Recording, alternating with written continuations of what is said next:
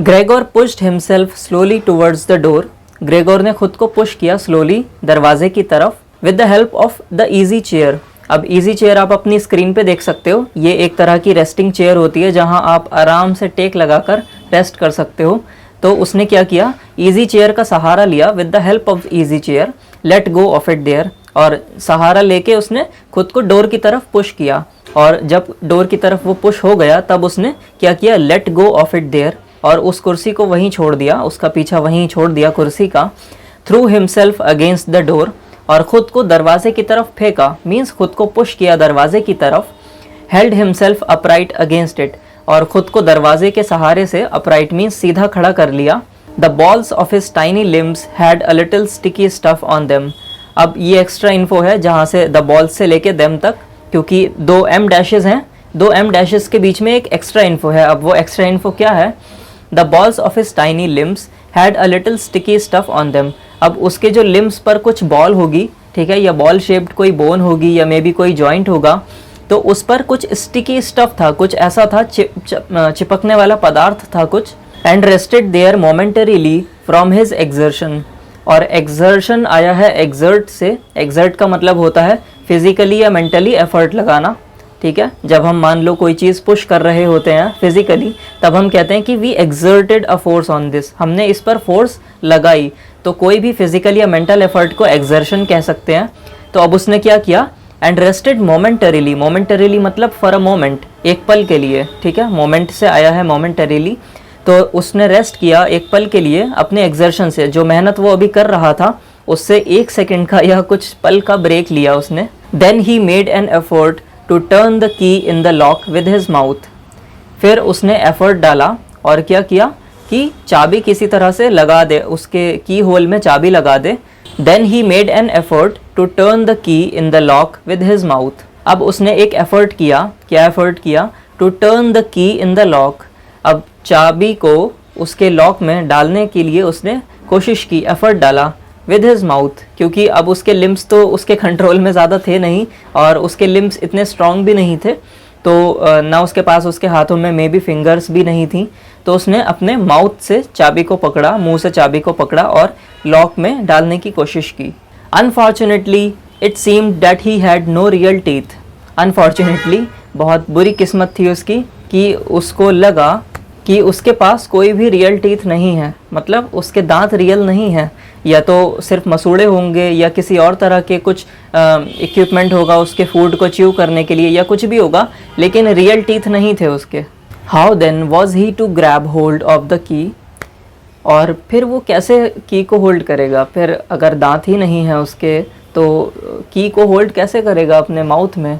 But to make up for that his jaws were naturally very strong. With their help he manage to get the key really moving. लेकिन इसकी भरपाई करने के लिए, to make up for that, ठीक है, इस चीज़ को कॉम्प्लीमेंट करने के लिए कि उसके रियल टीथ नहीं है, his jaws were naturally very strong. उसके जो जबड़े थे, जो उसके ठीक है जॉज थे जिनसे सारे जानवर चबाते हैं खाना या इंसान भी, तो उसके जॉज बहुत ज़्यादा स्ट्रॉन्ग थे, बहुत अच्छी ग्रिप थी उनकी। With their help he manage to get the key really moving, और अपने जबड़ों की मदद से, अपने जॉज की मदद से उसने क्या किया, चाबी को घुमा दिया। Gate the key really moving मतलब वो चाबी अपने जबड़ों से इजीली घुमा पा रहा था या कंट्रोल कर पा रहा था। He didn't notice that he was obviously inflicting some damage on himself, for a brown fluid came out of his mouth, flowed over the key and dripped onto the floor. He didn't notice, उसने ये चीज़ notice नहीं की, that he was obviously inflicting some damage on himself, ठीक है। Inflicting सम damage मतलब अपनी body को भी नुकसान पहुंचा रहा था, क्या करके, वो चाबी को लॉक में घुमाकर अपनी बॉडी को भी नुकसान पहुंचा रहा था। और ऐसा क्यों, for a brown fluid came out of his mouth. For again यहाँ बिकॉज की तरह यूज़ हुआ है, तो because a brown fluid came out of his mouth, कोई एक ब्राउन फ्लूइड आया, फ्लूइड मतलब कोई भी तरल पदार्थ, ठीक है, जो बह सके, जस्ट लाइक लिक्विड भी हो सकता है, गैस भी हो सकती है। तो एक ब्राउन लिक्विड निकल के आया उसके माउथ से, मे बी वो खून हो उस जानवर का। फ्लोड ओवर द की, और चाबी के ऊपर बहने लगा वो, क्योंकि उसके माउथ से ही आ रहा था। And dripped on to the floor. Drip means टपकना, ठीक है, जब एक एक बूंद करके कोई चीज़ टपकती है, सो वी से इट इज़ ड्रिपिंग। तो ड्रिप्ड ऑन द फ्लोर मतलब कि वो उसका जो खून था या मे बी उसके अंदर का जो भी एसेंशियल सब्सटेंस था वो टपक रहा था फ्लोर के ऊपर। Just listen for a moment, said the manager in the next room, he is turning the key. अब ज़रा एक पल के लिए सुनो, मैनेजर ने बोली ये बात। He is turning the key, वो चाबी घुमा रहा है। तो मैनेजर ने मे बी सुन लिया हो कि कुछ चाबी घुमाने की आवाज़ आ रही है लॉक के अंदर, तो उसने बाकी लोगों को अवेयर किया कि देखो, सुनो सुनो, ज़रा कान लगाकर सुनो, वो चाबी घुमा रहा है। For Gregor that was a great encouragement, और ग्रेगोर के लिए इतनी सी ही बात सुनना बहुत एनकरेजिंग था, क्योंकि उसको लग रहा था कि अगले वाले रूम में अब कोई नहीं है, क्योंकि अभी हमने थोड़ी देर पहले पढ़ा था कि रूम में शांति छा गई पूरे रूम में। लेकिन अब जैसे ही वो चाबी घुमाने लगा तभी मैनेजर की आवाज़ आई कि देखो देखो, ये चाबी घुमाने की कोशिश कर रहा है। तो उससे ये सुन के उसे काफ़ी एनकरेजमेंट मिला।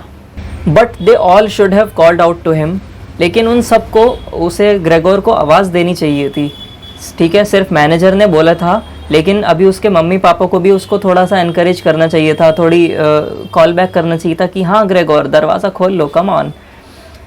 Called out to him including his father and mother, और उसके फादर और मदर को दोनों को ही आवाज़ लगानी चाहिए थी। कम ऑन ग्रेगोर, ग्रेगोर चलो तुम कर सकते हो, कम ऑन।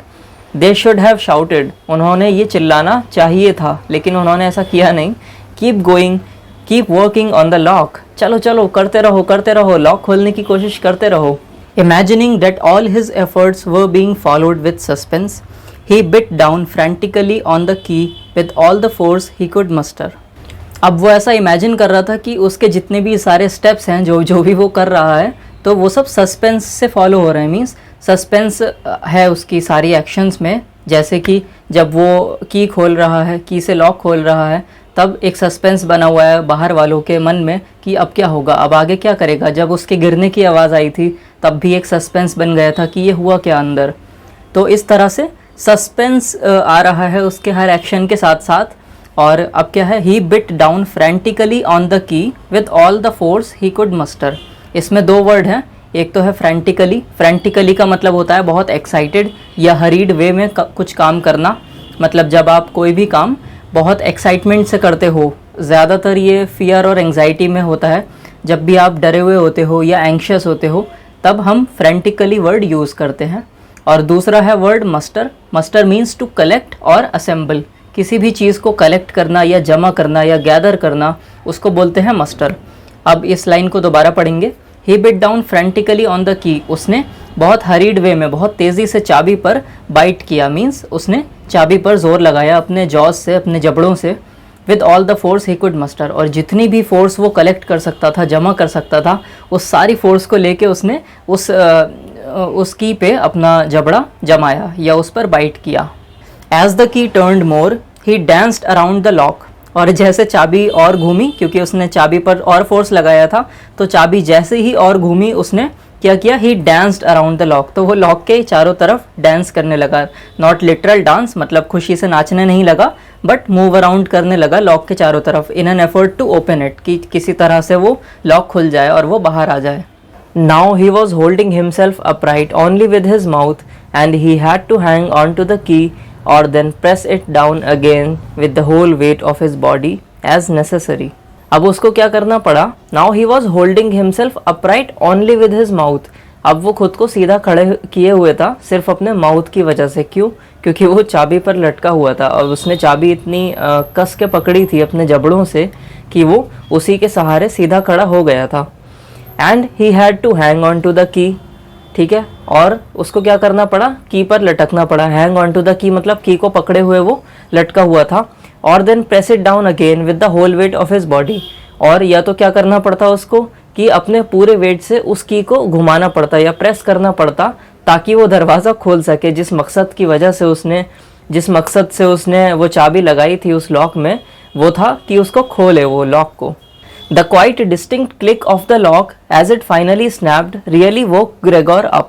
अब क्वाइट का मतलब यहाँ पे शांत नहीं है, यहाँ ये QUITE है और वो शांत वाला होता है QUIET।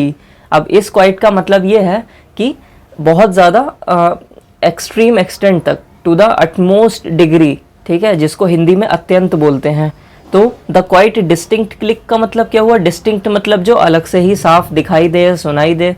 तो द क्वाइट डिस्टिंक्ट क्लिक, अब जब हम चाबी घुमाते हैं ताले में, तब जब लॉक खुल जाता है तो एक अलग सी क्लिक की आवाज़ आती है। तो वही आवाज़ अब यहाँ पर आई जो क्वाइट डिस्टिंक्ट क्लिक थी of the lock as it finally snapped really woke Gregor up. तो जैसे ही वो स्नैप किया, जैसे ही उसको लगा कि हाँ अब तो ताला खुल गया, तो वो ग्रेगोर को जगा दिया उस चीज़ ने।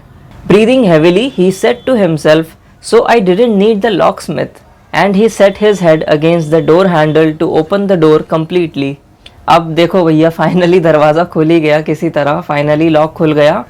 और क्या बोल रहा है? Breathing heavily he said to himself, बहुत ज़्यादा वो हाँफ गया था, ही वॉज ब्रीदिंग हैविली, बहुत तेज़ सांसें चल रही थी उसकी, बिकॉज अब इतना सारा एफर्ट करा है उसने, पहले बेड से उठा बड़ी मुश्किल से, अब जाकर उसने लॉक खोला किसी तरह, तो बहुत हाँफ गया है वो। So I didn't need the locksmith, तो मुझे लॉक स्मिथ की ज़रूरत नहीं पड़ी। ऐसा कौन कह रहा है? ग्रेगोर खुद से कह रहा है। And he set his head against the door handle to open the door completely, और उसने क्या करा? अपना सर जो है वो डोर हैंडल से लगाया और उसको पुश किया डोर को, ताकि डोर खुल जाए। तो उसने पूरी तरह से कम्प्लीटली डोर को ओपन कर दिया। Getting stronger, step by step. The clock is ticking, but there's no time for me. I've been flying from town to town.